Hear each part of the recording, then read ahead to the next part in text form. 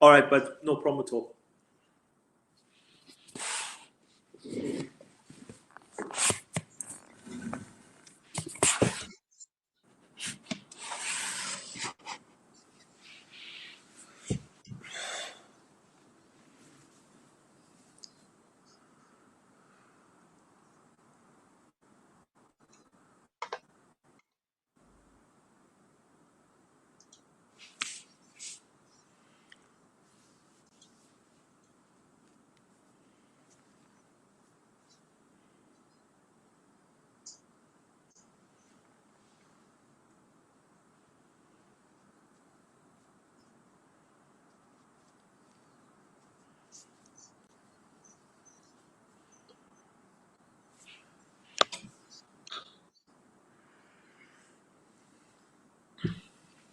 How long have you been with the LMA, Neil? UCFB, 5 years. UCFB, rather. Yeah. 5 years.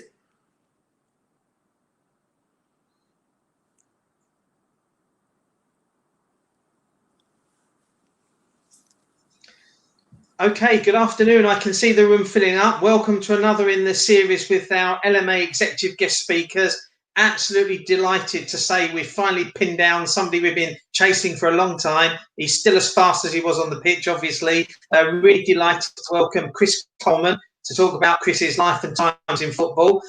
Before we start and say hello to Chris, just to remind you of the usual housekeeping, those of you that have attended these sessions will be familiar with this. But this is a private session exclusively for UCFB students. And we kindly ask that you don't share anything that Chris says publicly. This is for your ears only. Having said that, we do want you to shout about it on social media and just let people know that you've had a good time listening to Chris. That's always good to hear from you. And hopefully you'll learn a lot from this session, as always. And just one final reminder, if very unlikely, but if Chris's connection drops or my connection drops, don't worry, we'll be straight back online. We haven't left you. It's just the wonders of the internet, and we won't be gone long. Hopefully that won't happen. So let's move straight on. And first of all, say a warm welcome. Hello. Chris, hello, and how are you? Hi, Neil. I'm very good. How are you? Yeah, I'm good, thank you. Fully enjoying lockdown, of course. Are you safe and well, though, Chris? How have you been occupying your time? Yeah, no, we don't have much to complain about. So yeah, I've just been doing my duty as a dad. I've got 2 young children. My boy is 5, my girl is 4. So they're in school. So I've just been doing school runs and watching lots of football on TV, playing a bit of golf. So yeah, no, I can't. I don't have anything to complain about.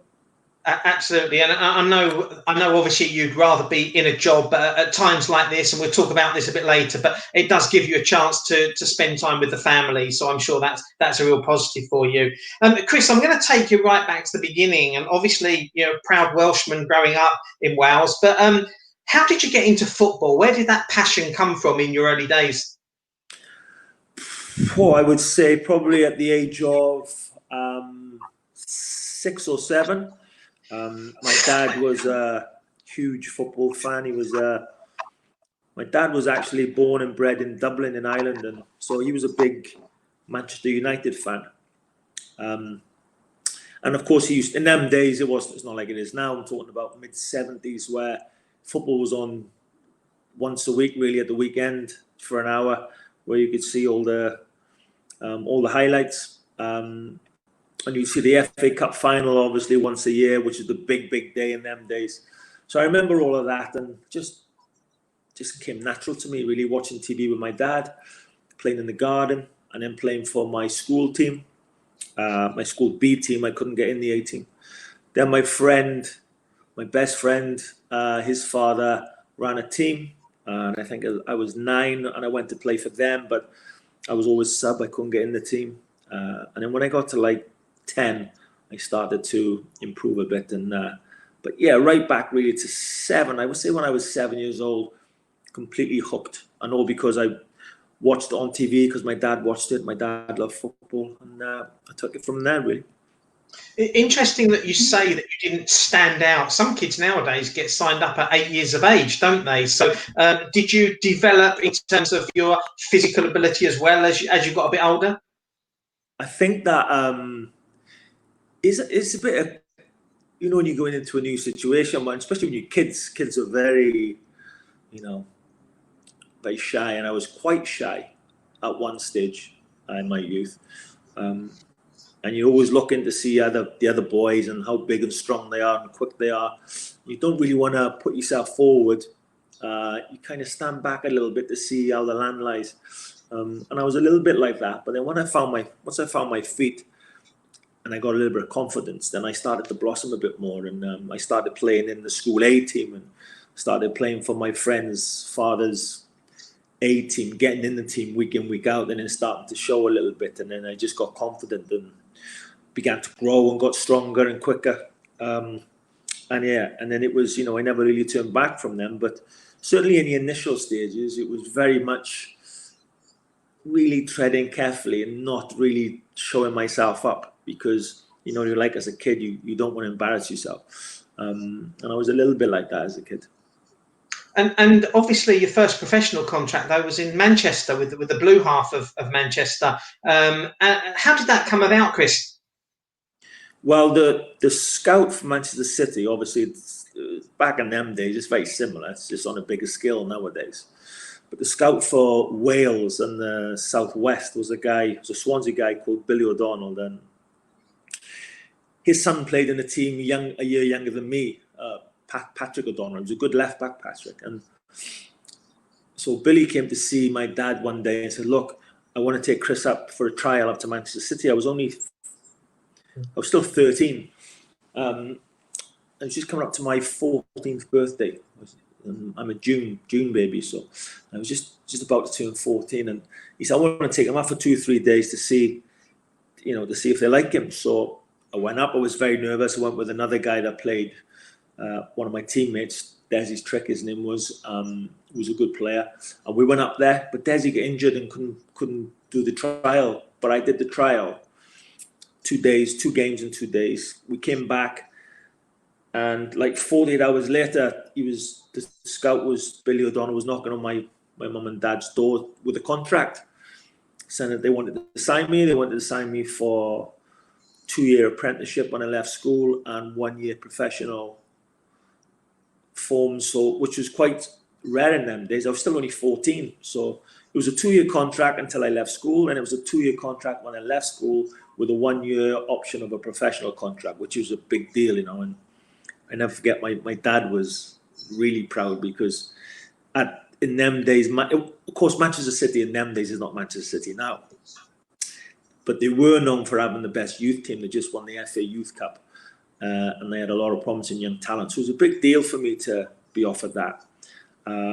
And we had a chat about it, and we decided it was the right thing to do. So yeah, we signed for Manchester City. It was 1984. I was 14. I had to sign on my birthday, because you couldn't sign before. In them days, you couldn't sign before then. It's not like you say, like now, Neil, you can sign them at 8 and 9. You couldn't do that in them days. You had to wait till my 14th birthday, and then I signed a 5-year contract. And Chris, a lot of our audience today will be teenagers. I mean, we have got some older students, but they'll be teenagers, and they probably only imagine, you know, young professionals driving Bentleys and living in luxury houses. In your day, when you were first at Manchester, tell us how hard you had to work to sort of make the grade in those days. I find it sometimes I want to sit a lot of young players down, and when I do sit them down, I ask the question, why do you want to be a professional football player? You know, I get a lot of the time I get the wrong answer, and it is because they want to be famous, or they want to make £1 million, they want to live in a big house, they want to drive a fancy car. It's all the wrong reasons, you know. Of course, back in them days, there wasn't a hint of that type of lifestyle. I remember the captain of Manchester City in them days drove a Beetle. I mean, probably some of our audience don't even know what that is, a Beetle, a Volkswagen Beetle. An old bashed up car. It was Mick McCarthy, who was now a manager, Mick, and a very successful one.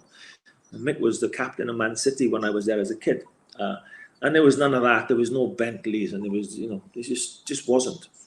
And then, of course, in them days, it was a workman's game. We used to call football. You can't say that anymore. Premier League football is not a workman's game, because the there's no correlation between the people on the pitch and the people in the stands, or most of them. You know, they live completely separate lives, and that's the way football is. But in them days, yeah, there was nothing. I can never remember thinking, I'm desperate to play for Swansea City because I'm going to make lots of money, because there was no money involved. I just wanted to play for Swansea City because I was a Swansea boy, born and bred, and I wanted to play for Wales. My two dreams that I wanted to do. So it was nothing to do with money, nothing to do with it. I just wanted to play for. I wanted to be a professional sportsman. I wanted to be a professional football player, and I wanted the adulation of that, if I'm honest. But it wasn't to make money or drive a fancy car. I never really entered my mind. Chris, it's a great question that you sit down and ask young people why do they want to be a professional footballer. And we, again, our audience are men and women that mostly want to work in the football and sports industry. When I'm recruiting, I look for passion in people. What sort of qualities do you like to see in young people then when you're interacting with young people? I like the ones who listen. I like the ones who listen. I like the ones who have something to say, because you need an opinion, and I like it when they're not afraid to give their opinion. I quite like that. But the ones as well who listen and listen to people when they're getting advice. You don't want robots.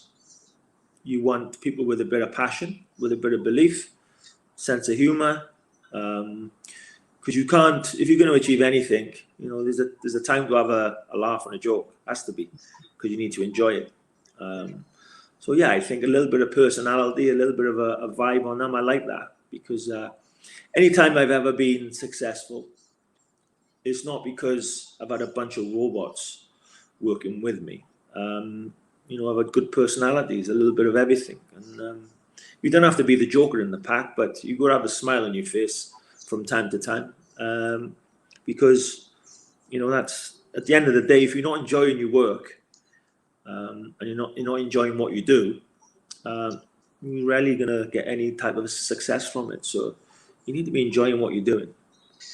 Absolutely, and one of the things I love about UCFB is we have got students with great personalities, and that's why I believe that a lot of our students will end up working in the football industry.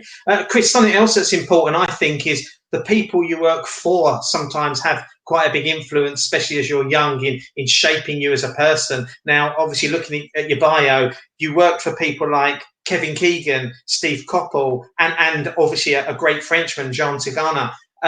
How did these people shape you as a young man and help you develop the traits that you got as you were growing up in football?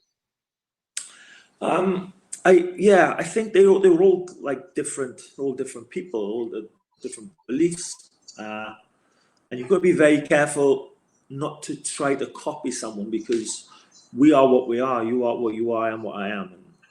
And at our core, we are what we are. And it's very, you walk in a dodgy line if you're going to try and pretend to be something that you're not. Sooner or later, you're going to be found out with that. So I tried not to be Kevin Keegan or Jean Tigana or Steve Coppell or any manager that I played for. I tried to be what I am. You can take little bits and pieces from anything, and you can adapt them to what you want and what you believe in. But the most I took from any manager would be, coaching-wise, would be the French coach Jean Tigana, and how he worked. So I took most of my thinking on how I like to train the players, and tactical and technical stuff. Most of it was from him. I think Kevin Keegan was just such a personality where, on a one-on-one situation, he can make you feel 10 foot tall.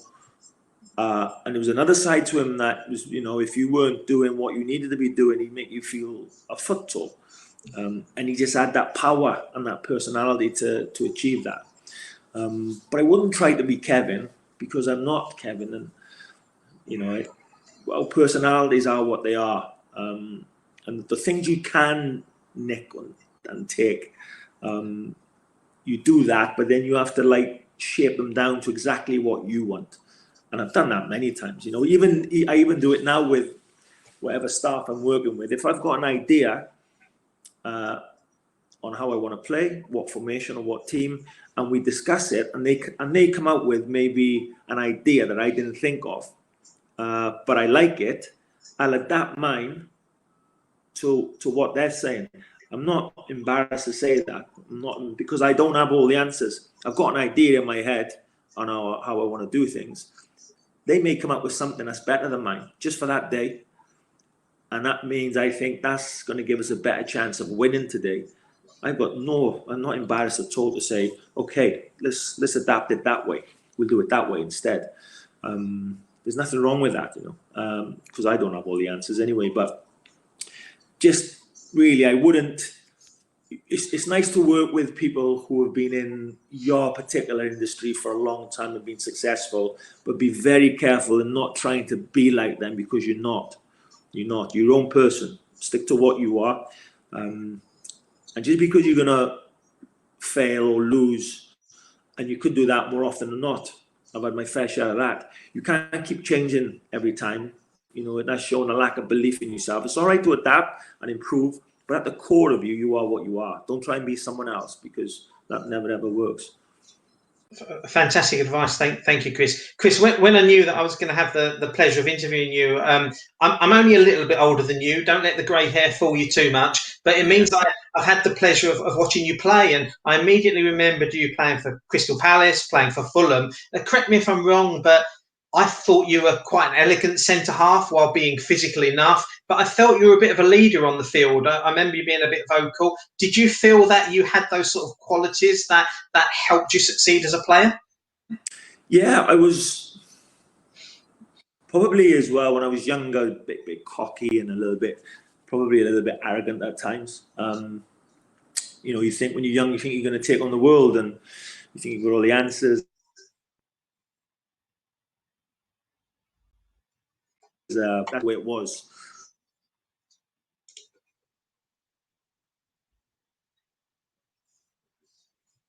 We didn't take on me.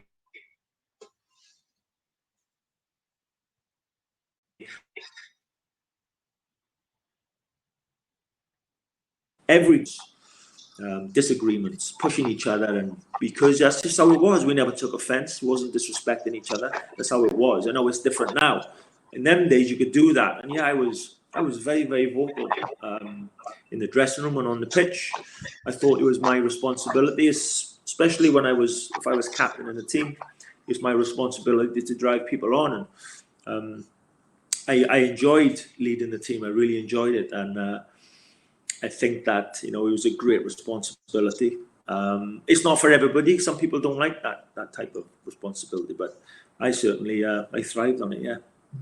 Chris, you mentioned that one of your ambitions when you were playing was to represent your country, and obviously you managed to do that. What differences did you notice playing at club level to playing on that international stage? Yeah, it's harder to play international football because the higher you go, the better the players you play against. So 1 week I'm playing for, let's say, Crystal Palace in a certain type of, in the Premier League then it was hustle and bustle. It was very, very physical. Not like today. This is 25 years ago when the Premier League started. It was very physical. You had to do a lot in them days to get a red card to be sent off. I mean, you had to do a lot. So you could get away with a lot. And we did. And you give it and you take it. That's how it was.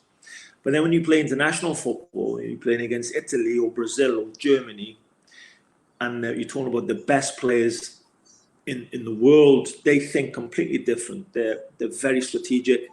They're 2 or 3 moves ahead. Their timing and their placement on the pitch, they're just absolutely fantastic, spot on. And you have to have 100% focus in top international games. Your focus has to be 100%. And you have to anticipate rather than react. And it's 2 different things. If you react, you can get away with reacting at club level a lot of times. At international level, against the best teams, a reaction, you're too late. You're a second too late, and a second too late can be drastic. So international football at the top end was much tougher. Chris, I can honestly hear the passion in your voice when you talk about your playing days. Before we move on from those, can I ask you to just maybe pick a highlight, whether it was for club or country? Have you got a highlight from your playing days you can share with us? My debut for my hometown, Swansea City. And any player will say the same thing. Their debut, it's the biggest honour. You know, you dream about playing professional football, and then that day arrives, and you're so thankful and grateful for it. And so that day, you know, I always hold that close to my heart. My debut for Wales. You know, I was lucky to play for Wales and the younger teams, and the 15s, the under 18s, the 21s. But it was playing for the first team. And then when that day came, it was it was pretty special. So those are standout memories that I'll never ever forget. You know, I played for Blackburn in the Premier League and for Palace, and I played against all the best players in them days. Lucky enough to play with some of them, but my biggest memories are my debut for Swansea City, my debut for Wales. Lovely. Chris, you were still a young man when unfortunately an injury meant that you couldn't carry on playing. How do you cope with that when your main lifeblood's taken away with you? How's your mental resilience for things like that? Yeah, that was one of the biggest.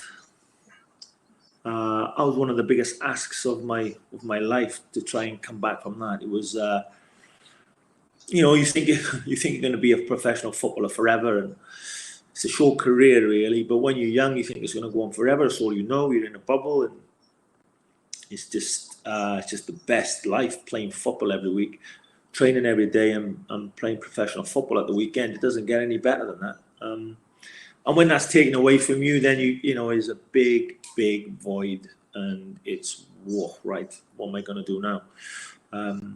And obviously, the obvious path is coaching and managing, or into the media side with punditry and stuff like that. But this, you know, I had an experience coaching with Jean Tigana. He asked me to help him. The team was struggling a bit, so I was coaching the young team, the under 12s, I think, and the under 13s and 14s, and he was bumping me up every month to get closer to the first team. But he fast-tracked me because we were struggling for results, and I'd been the captain, so you know I kind of knew what the dressing room was all about, and he wanted me to come back in with the first team and help out, which I did. And yeah, I never really looked back from there. Unfortunately for Jean, he lost his job with 5 games to go. And they asked Mohamed Al Fayed asked me to take the last 5 games. We were in a relegation battle, which was quite nerve-wracking, but I took it because I thought I could affect the situation that we were in, simply because you know I knew the dressing room inside out, I knew the players inside out, and thankfully, yeah, we got some great results, and we stayed in the Premier League, and then on the back of that, I got the job. But very lucky to get a job in the Premier League with no experience or very little experience. Very lucky. It's because we had Mohamed Al Fayed as the chairman of the club, who did things differently, and he wasn't to do things differently, wasn't wanted to do things differently, and he gave me the job. So a lot to thank him for that, because anywhere else I would never got it.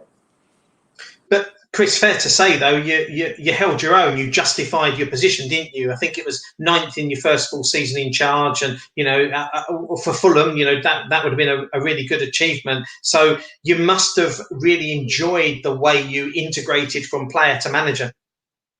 I did. I think at one point we were, you know, in January we were 4th. You know, we were absolutely flying, but then we ended up losing Louis Saha to Manchester United. We sold him for 13 million, I think, which in 2003 is a lot of money.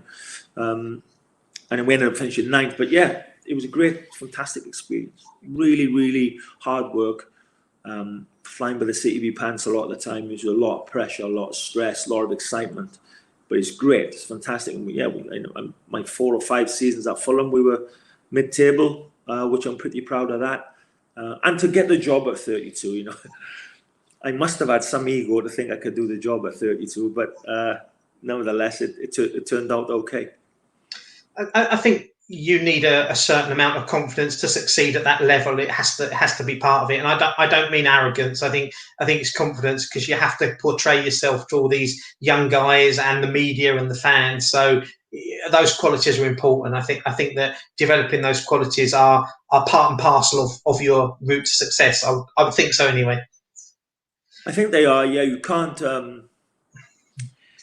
shy away from things, and sometimes it can be uncomfortable. But if you want to work in professional sport, you're surrounded by strong personalities, you're surrounded by strong opinions. And if you can't handle them opinions and you can't handle those personalities, then you can't work in professional sport, unfortunately. Chris, it's also encouraging to hear that, in your early 30s, you were in a, massively big position. And again, we've got a mostly young audience here. Did you work with young people in football, and did you see qualities in them that made you realise that young people deserve the opportunity to work in sport? I think, if you're good enough, you're old enough. And if you've got something to say and you've got something to offer, it doesn't matter what age you are. And it's sometimes when you get good young ones, they give the whole group a lift with their enthusiasm and their freshness and their honesty, and because they've not fallen on their face yet, like most of us, so there's an innocence and an openness that sometimes you don't get from older people, because the older people, we've experienced one or two disappointments and we know what the dangers are. But the young ones, they're so open with it, and that gives everybody a lift. And I always, when I'm at any job, I always bring 2 or 3 of the younger players who are showing a little bit of promise. I like them maybe once or twice to come and train with the first team players. A, to see if they can handle the environment, but also B, to give the other players a bit of a lift. And the tempo in the whole session always goes to another level, because of the younger players, they want to run around, they want to do everything. And that always works quite well. But if you're young enough, if you're good enough, you're old enough. So, that's, and it's always nice to see the younger ones, the more inexperienced ones, coming ahead, taking that step forward and saying, here I am, I've got something to offer, and I can affect this situation. I always love to see that. It's always quite exciting. This is a real boost for our young audience to hear you say that. That's great news. Chris, the next point I want to throw at you is the fact that you've never been afraid to travel, broaden your horizons. You've worked in Spain, Greece, China, places like that. How important has it been for you to get that experience of leaving home shores and working abroad? It's something I've always wanted to do, Neil, to be honest, and not to. I think more and more homegrown coaches should travel, go and get the experience, because it definitely broadens your horizons and it improves you. I think it improves you as a person, because you're going into someone else's culture, because we're not all the same, obviously, and you're trying to communicate on different levels. You can't go into another place and expect everybody to change for you. You have to adapt towards them also. Just because you're the boss, you still got to know that you're in someone else's country. This is the way they do things here, not the way you've been brought up to do things. And there's lots of different challenges that I really like. And yeah, I think, I was really excited to go to Spain, because I'd always wanted to do it, and when I got the job, I was really excited. When I got there, it was quite scary at times. There's nothing like being in a room full of people and you don't understand what everybody's saying, although they're talking about you, and you have to just front that out. You just got to front it out and be confident enough to give it a bit of time and get your own views and ideas across, and try to gain trust. And you gain trust not by what you say, but it's by what you do. And that takes a bit of time. But once that happens, it's a great feeling.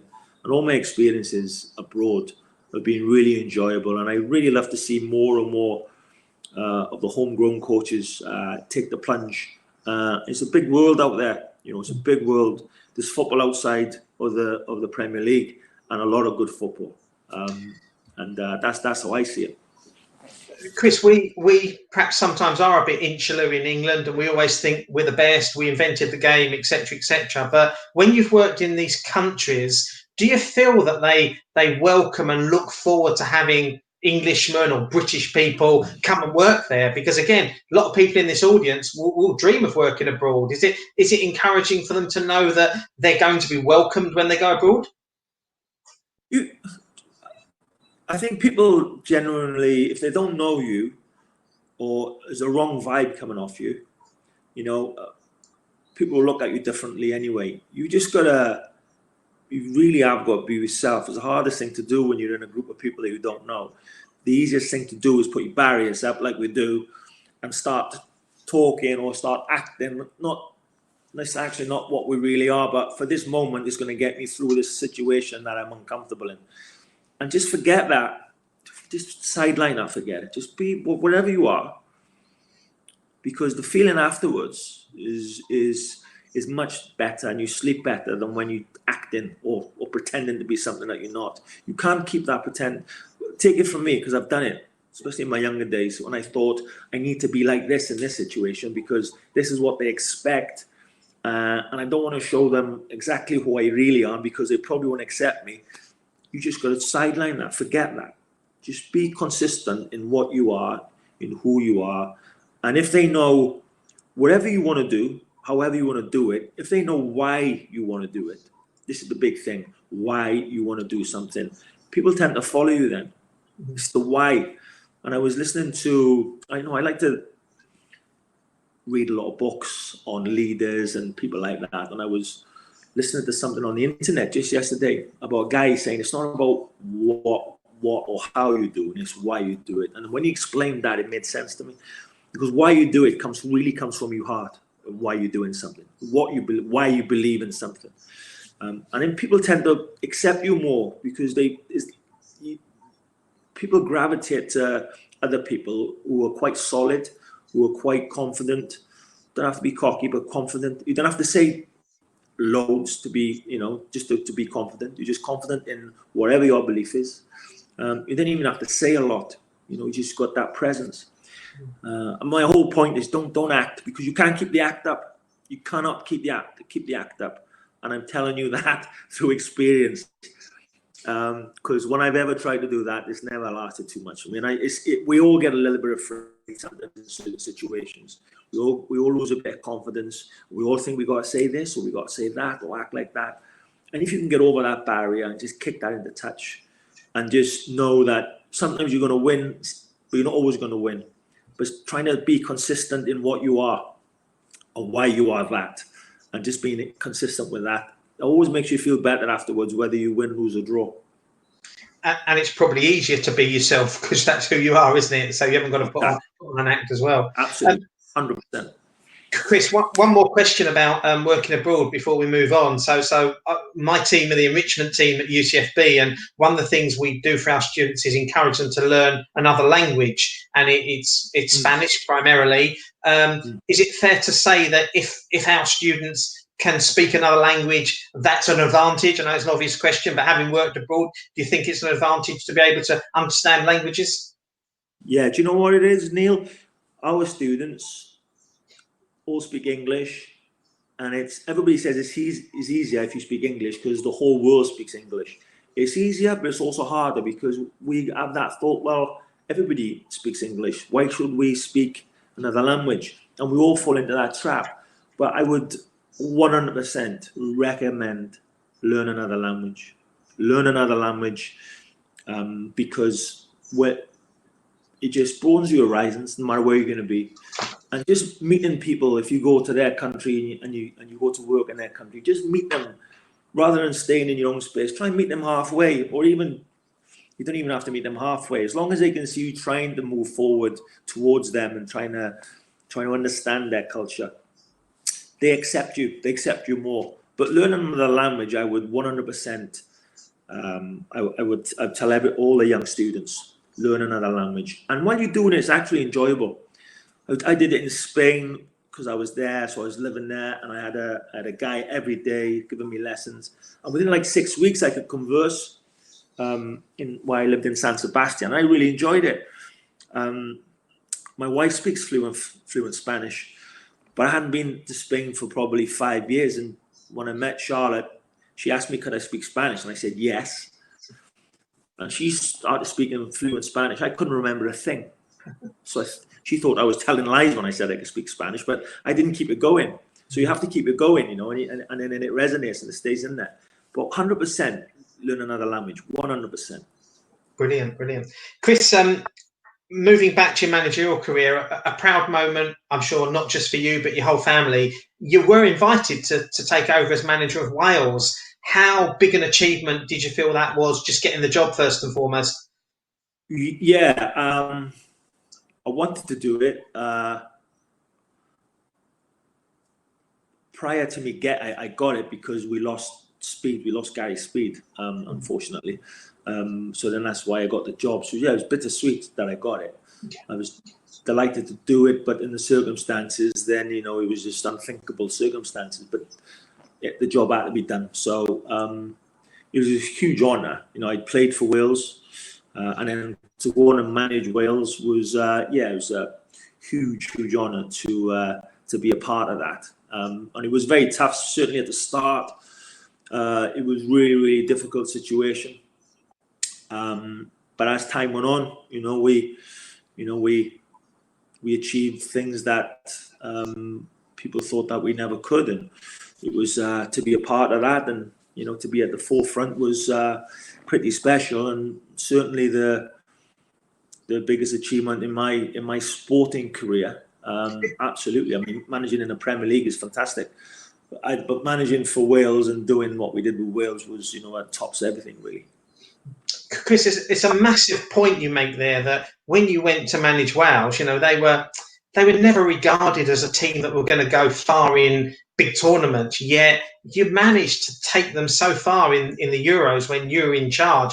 How difficult, or maybe it was easy because no one believed it, but how did you manage to drag the players and the squad and the coaches through a successful spell like that? Because you must have been ranked about 80th in the world, and you were playing teams like Belgium, who are, you know, certainly comfortably in the top 10. How did that come about? It's a phenomenal achievement. Yeah, I think it was there's a lot of barriers we had to break. And if you're going to achieve anything that's special, then certain barriers need to be broken down. You know, and sport, football, like any, is 90% mental.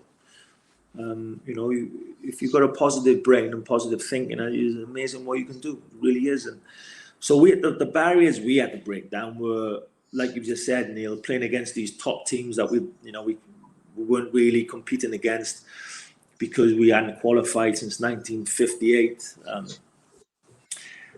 And it was trying to tell the group of players that we had, look, you can be the difference here. You know, you're good enough to go and qualify for a major tournament. You can go past where the other teams, you know, the line where the other teams couldn't get past. You can do this. And it was a lot of you know, a lot of the barriers that we broke down were mental barriers rather than physical or tactical or technical on the pitch. It was off the pitch, the barriers that we worked on, and just giving the players the belief that they could do it, you know, and that's probably harder than the stuff on the pitch, if I'm honest. You know, we all, if you're a manager or a coach, there's only so many formations you can play. There's obviously only so many players you can get on the pitch. Only so many substitutes. The goals are always where they are. You're always going to play with the ball. All that's in place. It's the things that sometimes you can't see. Those are the things that you really need to address. And that was for us, for Wales. Yeah, the barriers we had to break down were the mental ones. So don't be afraid. Even things like, you know, we'd score a goal, but we were always really a little bit reserved. You know, stiff upper lip, can't show too much emotion. And I used to watch other teams doing it, scoring, like Mexico or Croatia, and they would be celebrating like they won the World Cup. And I used to say I used to show the players and my staff, look at them, now look at us. Now look at the difference. Why does it mean more to them than it does for us? And that was, you know, that's when we started putting down goals for the players. We'd never had a player that reached 100 caps. other countries have got that. Why haven't Wales got that? Is it because we're a small little country and it's okay for us to finish second because nobody expects us to do anything? Why haven't any of us got 100 caps? I'm glad to say now we've got Chris Gunter, who's on 98 caps, and will hopefully soon be on 100. And fantastic achievement. And he really has. He set the path for everybody else. Himself, Gareth Bale, and Ashley Williams, Wayne Hennessy. They're all on 80, 90, approaching 100 caps. Whereas the teams before and the players before, I think Neville Southall got 90 caps, Gary Speed 85, but most people were on 60, 70. And I don't know why that is, but these players, certainly the last 10 years, they're getting more and more appearances for Wales. And they understand now, and I'm glad I was a part of that process, they understand that playing for Wales has to mean everything. Win, lose or draw, playing for Wales, putting the red jersey on, that has to mean everything. And I was just happy to be a part of that process. Chris, you won't know this, but I base a lot of my questions around the subjects we teach at UCFB. These are marketing, media, coaching. One of our great degrees, they're all great degrees. One is sports psychology. Sounds as though everything you've just said is around psychology. You obviously place a lot of importance on that. Did you bring in psychologists or did you do it yourself? How did you do it? No. I think that's arrogance of me and my type, or my kind, from managers of old to say that, well, we've got to be their father, we've got to be their best friend, we've got to be the teacher, the psychologist. And that's really arrogant for us to think that we can do all that. And the answer is that we can't do all that. So I brought in a sports psychologist. His name is Ian Mitchell. Did great work with us, did great work with me. I mean, I used him more than anybody probably on myself. But, most of the players used him. And it's just good to get a guy that sees things differently, that's not afraid to think outside of the box. And, you can discuss anything with him. And he was absolutely fantastic with us. And he works with England now. So, there's obviously England seen something in Ian. And I know why, because I had a great experience with him. But I'm all for that, a sports psychologist or a psychologist, because we haven't got, we haven't, as managers, I know we like to think we have, and we need to puff our chest out and pretend we've got all the answers. We haven't got all the answers. It's as simple as that. We just don't have all the answers. And I think it's naivety and insecurity that certain people portray that, and this big person and I'm so untouchable because I'm the boss of the football club or the football team, and really we're not so different to anybody else. We're vulnerable. We need help. We need support. And I don't know why people shy away from sports psychologists, because for me, I've only ever had great experiences with them. And it sounds like they helped your cause as well, which is the key, of course. Chris, you have to be many things when you're a leader, and one of the things you obviously had to manage, I assume, carefully was your relationship with club managers, because really their players are on loan to you for 3 days, 4 days, a week, whatever it is. When you've got these qualifiers. How did you approach that relationship that you had to forge with people who you'd been a club manager, so you knew what it was like, and they don't want their players to get injured or whatever? Was that a challenge for you? So that when you're an international manager, the players don't belong to you; they belong to the clubs, obviously. So you effectively borrow the players for an amount of time, a week, 10 days, for 2 games. And then you have to return the players. So our motto was, we need to return the players fit enough to start the game for their respective clubs, wherever they are. So to do that, we need to earn the trust of the clubs and the managers and the medical teams from the clubs. And you earn the trust with your actions, again, not your words. So, I could take a player, let's say I took Gareth Bale from Real Madrid, and the medical team at Madrid would say he can only play for an hour because he's had A, B, and C problems. Then he would only play for an hour. I wouldn't play him any longer, because if I broke my promise, then the next time I go back to try and get Gareth Bale, it'll be a lot more difficult. So you really have to earn the trust through your actions as an international manager, with the domestic managers. And over a space of time, we did that, and we didn't really have any problems in getting players. Certainly after the first campaign, anyway. The second and the third campaign, we never had any problems with players pulling out or with injuries, and because we'd had that time where we'd earned the trust from the respective clubs, wherever the players were and the managers, and it's a lot of like one-to-one or phone conversations with those managers, just saying, look, this is what we're going to do. We won't play him for longer than that. This is his training schedule. This is the load-in this session. This is the load-in that session. And then he's going to play for 60 minutes in this game. He's not going to play that game. And as long as you stick to your word, then you get the trust, and then that's when a good relationship comes into it. Chris, Welsh people know how to celebrate. They like a sing and a dance, a bit of celebration. Could you enjoy that success when you were going through it, or do you only look back afterwards and think, wow, what a journey that was? Yeah, it's afterwards. I think when it's happening, you don't. You're so involved in it in that moment. It's so much going on. And you hell bent on achieving, and there's another challenge. I mean, it really every day in training, covering everything, making sure the meetings are right with the players. And there's so much. You're just in that bubble. There's nothing else happening outside of that bubble. It's just all in the middle of that bubble. And then when that's done, the bubble pops, and it did for us eventually. You come back. And then you look back and you realize how lucky you were to have that experience, and what you've actually achieved. Then you start concentrating on what you've achieved. And of course, for us, it was a very positive experience. But I was absolutely exhausted after that tournament. I came back home. I couldn't even raise a finger. I was so tired because it was the mental side of it, the emotional side of it. When you're at it for 24 hours a day for 6 weeks, which effectively we were.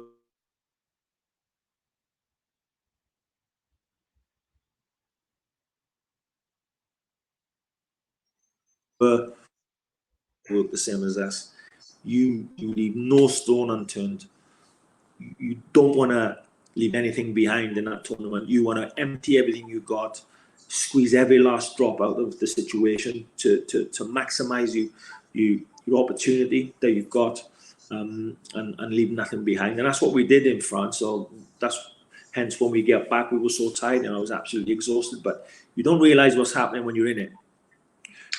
You know you're achieving something special, but the magnitude of it, that you understood that when you come out of it and look back, and you think, oh wow, that was even bigger than what we expected. And Chris, obviously this question is geared probably more to obviously your club management, but it sounds as though you really immerse yourself in the job, understandably so. How important is it to understand all departments in a football club, whether it be the financial side, the media, the marketing? Do you feel the need to get your head around all the different areas that make it all tick? Yeah, some of the best advice I got when I was 32, I just took the Fulham job, was from Alex Ferguson, Sir Alex Ferguson. And he said, you're the boss, but you don't know everything. So the people in these departments know what they're doing. Trust them. If they're good at what they do, trust them and let them work, and just let them know that you're there for them. So you have to understand the media side and the marketing side and the medical side and all this. Of course, you have to understand that, but you also have to understand that these people work in these departments because they're good at what they do. And then you have to build a bond and a trust with them as best as you can.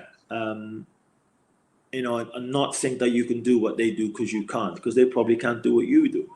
You just have got to have that respect and understand. You have to understand enough of what they do, but then you just need to let them go on with what they do, because that's why they're at that level and at that club. They're good at what they do, and let them go on with it. So yeah, have an understanding, but don't don't prod around in their affairs because you don't know enough about it. And I've seen that before. People thinking because they're in a position of power, they need to, be telling everybody what they're doing wrong and what they should be doing, this, that, and the other. And actually, they don't actually know as much as the person that they're telling what they should be doing, if you know what I mean. So you've got to, I'm always very, very careful of. I always show an interest because you have to show an interest, and you should be interested as part of what you're trying to achieve. But you got to have a bit of respect as well for what they're trying to achieve, and try and have a good working relationship with them. Chris, you talked about the emotional sort of roller coaster that you go through as an individual. Tell us about the sort of mechanisms that are in place in football and at clubs. I know the LMA are great to their members as well, but what's in place to help you cope with the mental pressures that you have to go through? Yes, well, from my era, if you're born in my era and you worked in my era, then we always cover things up anyway. We cover our emotions up. We don't like the people to see us in a vulnerable position. And we've always been taught, just suck it up and get on with it. And that's not always the best way, clearly. I think with this pandemic, in the last 10 months, more and more people have started talking about mental health and issues, and rightly so. And like I said earlier, football people, managers or players, we're human beings. As much as we like to portray that we're this big, powerful figure, and we're the same as everybody else, really, when you peel everything back. And certainly for managers, it is a lot of stress and pressure. And to have a release valve to try and talk to someone or share that, that is important. I think I'm lucky because, I speak a lot with my wife, so she shares everything with me. And it's nice to offload sometimes. She may not have all the answers, but just having someone to listen to that you trust completely. And I've got my son's 27, my eldest son's 27. He loves football and he works for me or with me. And I can talk to him as well. I'm lucky as well. My assistant, Kit Simons, has been one of my best friends for 30 years. So it's nice to have these people that you can talk to and offload. And I feel sorry for people who haven't got that. And certain people haven't got that, unfortunately. And certain people don't want to do that because I think they think it shows weakness. That A, we're feeling a bit insecure. B, we're indecisive at times. C, we haven't got the answers. And unfortunately, every manager that manages football clubs are all of those things at a certain moment. Simple as that, because they're a human being. And anybody tells you any different, that they've never felt one of those three things, they're lying to you. I promise you that. But it's just we're in this industry where it's manly and you got to puff your chest out. You're not allowed to show emotion. You can't talk about things. You can't say that you're feeling a bit sad or this. That's what we brought up in, unfortunately. And I think it's getting better. The LMA are doing some great work. They are in trying to open things up and help us. And I think that's a real positive thing. Chris, you touched on the situation we find ourselves in at the moment. What do you think the longer term impact of the COVID-19 pandemic might be on football? Obviously, fans are now slowly starting to come back in, which is a good thing. What are your views on how it's affected the game? Well, we've learned one thing, and that's for sure, and that's we are nothing without the fans, because I've watched loads of games on TV like everybody. They're not the same. No supporters in there. I know the players have found it really tough because there's no supporters. So the game's nothing without the supporters. So we've learned one thing, and I think we'll probably appreciate that more going forward. I hope we do, and we should do. The financial effect, remains to be seen. I know everybody's been, certainly the clubs in the lower leagues have been affected a great deal. And they really have felt the punch, unfortunately. And where they're going to end up, who knows? And the bigger clubs have want to help out, and that's good, and so is the government. But we've got to, the bottom line is it's people's health we're talking about. It's way more important than football. Always will be.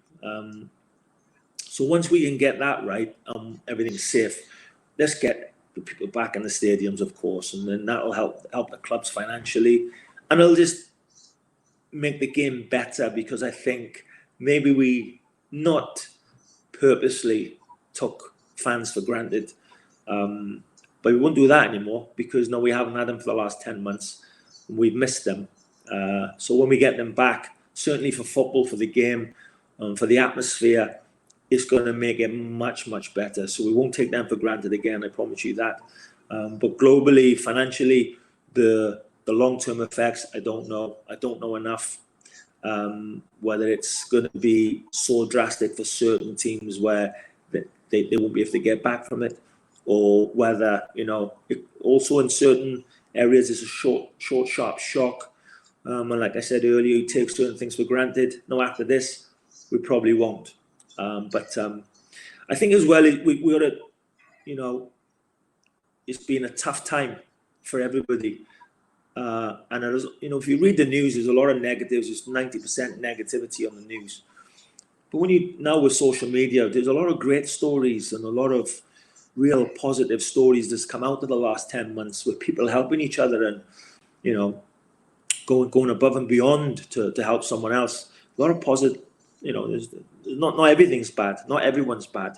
But if you read too much of the news, then you're led to believe that, I must say it's heartening to hear someone with your experience in the professional game say that football's missed the fans. It's really nice to hear you say that, because I think you're spot on. Chris, you just mentioned social media. We don't have much time left, but one of my questions to you was going to be about the impact of the media on football. I mean, to your credit, you've worked as a pundit, as a co-commentator, so you've sort of had an insight into the media. How much does the media play a part in your thinking when you're a manager? Yeah. Listen, again, I complain about the media as a manager. Well, someone's written something negative about me or given their opinion on a game, is completely the wrong opinion to mine. Yeah, we all complain about that. But if we're honest, without the media, football's not going to be as good as it can be anyway. So we need the media also. And we do, of course, we complain about the media and what's written. That battle, good and bad, I call it. Obviously, weather good. That's been there forever. Will be there forever. But what are we going to do without the media? We need the media. They cover football. They keep everybody informed, and we won't be much without the media. So now with social media, I think everybody can have a say, and that's good and bad. Because I think, obviously, as well, a lot with fake news and stuff like that. I don't do Twitter. I'm not on Facebook. I'm just not. It's just not me. So I don't. My wife does everything. She's on Twitter. She's on Instagram. She does a lot. Just like my eldest children do it. I don't do anything. It's because it's just not me. But Charlotte was saying, "Oh my God, so and so just said this. She said that. He said that."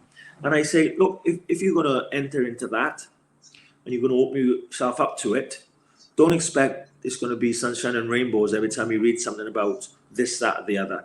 There's so many negative people out there who are going to write what they want to write. You're never going to meet them. You don't know who they are. They don't actually know who you are deep down. So it doesn't matter what they say.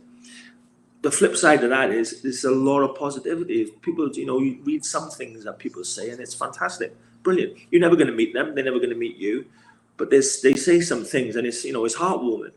So, I've got no problem with the media. I've got no problem with social media. I don't do it, but I've got no problem with it.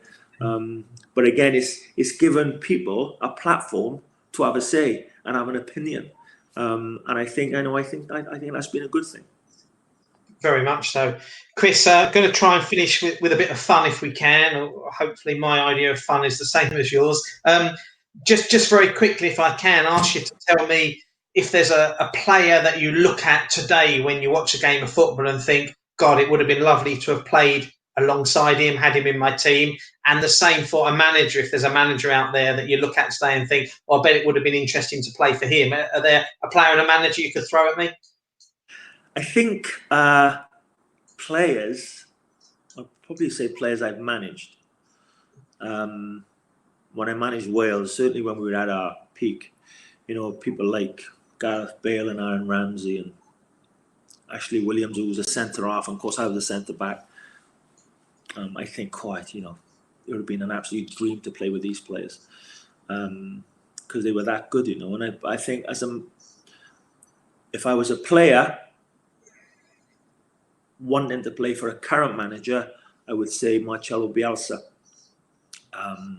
He's just the way he coaches, his tactical awareness and his demands and how he gets his teams to play, for me, is very interesting and exciting. And I think I would have liked to play for Marcelo. Yeah, I did share with you last time that I'm a Tottenham fan. I know Bielsa had a big influence on Mauricio Pochettino, so that Argentinian influence is key, isn't it? Chris, we're almost out of time. I'm sad to say it's whizzed by, which it always does when we have a good time. One piece of advice you could pass on, you're addressing an audience of 18, 19, 20 plus year olds. They're hoping to look to the future and think, I want to work in this sport. You've certainly enthused them today, I can assure you of that. What would you tell them? Be open-minded. Don't be afraid to ask a question, and don't be afraid to give your opinion. And don't look for a comfort net, a safety net, in case it goes wrong. Because you do your best work when it's a little bit scary, and you're giving your honest opinion, and you've got a true goal and you want to go after it. That's when you do your best work, when you put yourself out there. And know this, you will fail, you will fall on your face. But I also know, because I've done it many times myself, I also know that if you really do have a goal and you really want to go after it, and you go after it with everything you've got, and you have a little bit of luck, then you can achieve something that you never thought was possible. So that's probably more than one bit of advice, but that's all I can say. Be open-minded and don't be afraid to fall over, because you will do. Just get back up, and don't let anybody put a finger in your chest and tell you that that's where you belong. You belong where you want to belong, and whatever you think you can achieve, go after that. Chris, let me assure you, from the first minute, you've been passing on nuggets of wisdom. I honestly feel that today.